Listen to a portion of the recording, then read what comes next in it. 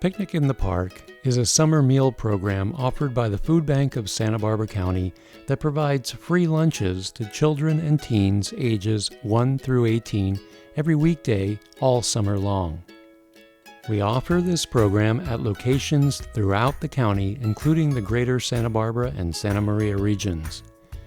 This training video will help familiarize you with the program and provide you with the information you need to become a successful Picnic in the Park site volunteer.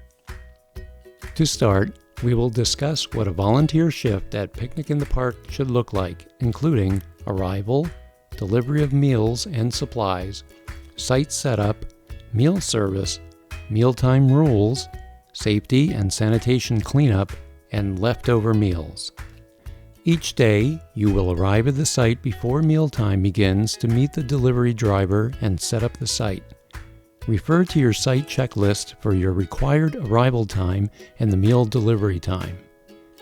The delivery driver will drop off ice chests with lunches, signs that need to be posted at the site, a site bin for running the program, including a site binder and tables if needed.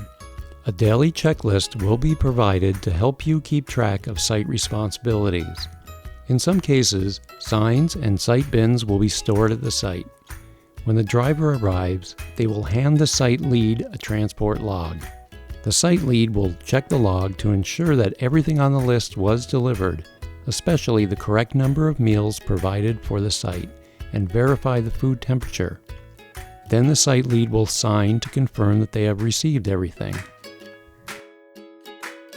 Volunteers are responsible for setting up the sites, which includes the following: setting up cones and markings on the floor to enforce social distancing and traffic control, setting up the tables and canopy if needed, putting up the sandwich boards, banners, and important signs, including the Justice for All poster, preparing the paperwork, including meal count form and volunteer sign-in, setting up trash bags if needed. It's very important that no lunches are handed out before the scheduled start time of the site. For example, if the scheduled meal time begins at 1 p.m., even if you are ready to go at 12:50 and there's a line of people already waiting, you must still wait until 1 p.m. to begin. Since the program is first come, first served, we need to be fair and ensure that lunches are served at the time that is posted, giving all children a fair chance to enjoy lunch. Following the schedule, mealtime is an important USDA requirement, and we rely on you to ensure that this rule is followed. There are two things you must do while handing out lunches. The first task is to distribute the lunches to each child parent in line. Before handing over a lunch, you need to visually verify that the lunch is complete.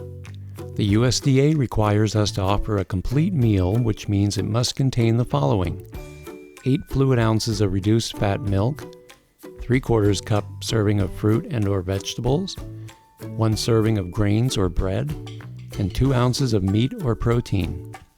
The second task is to keep count of how many meals have been served. This is easy, but it is also the most important task that we ask our site leads. To keep count of lunches, you will need to fill out the daily meal count form. The daily meal count form tracks how many lunches we serve at each site each day. We use these records to claim our federal reimbursements and, in the case of audit, to verify how many lunches we served. It is extremely important that these forms are filled out correctly each day. Please make it your top priority as site lead to ensure that the form is completed accurately, and don't forget to sign the bottom. In order to comply with USDA regulations, there are a few mealtime rules that we must follow, and it is the job of the site lead to help teach these rules to children and families who visit our sites. It is also important to clarify that these rules were created by the USDA, and we must uphold these rules in order to meet our federal requirements. A laminated copy of these rules will be included in your site bin and will need to be posted near the meal distribution area. Rule number 1. Meals are for children 1 to 18 years old only. Parents are allowed to pick up for children. Rule number 2.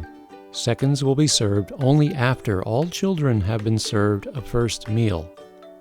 In addition to site rules, the USDA requires that we display the Justice for All Civil Rights poster where meals are served and follow these guidelines.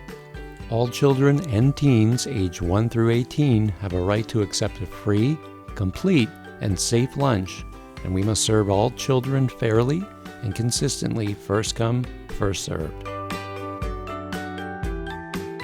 There are some basic food safety and sanitation rules that must be followed to ensure our program is safe for all children. These include: cold lunches must be kept cold. This means keeping the ice chest or container shut and in the shade when it's not in use, and checking the temperature of lunches to ensure that cold lunches are at 41 degrees or below and hot lunches are at 135 degrees or above. Our drivers have a food temperature log, and temperatures will be checked when lunches are picked up from the kitchen and dropped off at the site. Temperatures must be checked by the site lead when the delivery driver drops off the meals. Be sure to wash your hands before meal service and frequently during site operation. All sites will have access to restrooms. You cannot touch food content with bare hands. If you ever need to touch any of the food items and a lunch, be sure to wear disposable gloves, which you will find in your site toolkit. If you are using gloves that need to touch anything other than food, including the outside of the ice chests, make sure to put on a new pair of gloves before handling food again. Wipe down lunch areas before and after meal service and keep surfaces clean during the meal service. Sanitizing wipes will be included in your site toolkit. When the lunch period has ended, site leads must complete and sign the daily meal count form and verify that all lunches have been accounted for. The leftover lunches on the meal count form should reflect the number of lunches in the ice chest. Once the lunch period is over, any additional lunches served cannot be counted on the daily meal count form. You can still serve extra lunches, just make a note of how many lunches were served after mealtime is over. Please send a picture of the completed meal count form to the designated food bank program staff. Make sure that all signs are taken down and the ice chests or containers with leftover lunches are sealed. Collect trash and tie trash bags securely. The delivery driver will return to pick up all supplies that are not able to be stored at the sites, including ice chests, signs, tables, and site bins.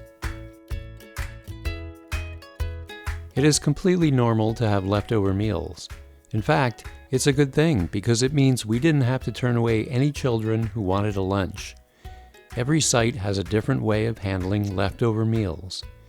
Normally, the food bank collects extra meals and gives them to needy organizations. In some cases, sites will keep extra meals and give them out to neighbors in need, but only if a prior arrangement has been made with the food bank. If you ever have questions about what to do with leftovers, give us a call and we'll figure out the best solution.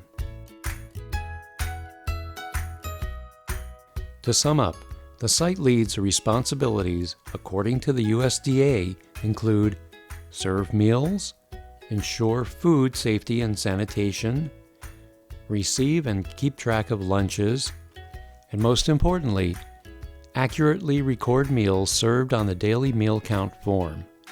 Even if you are not a site lead, we ask that all volunteers assist in these roles and tasks.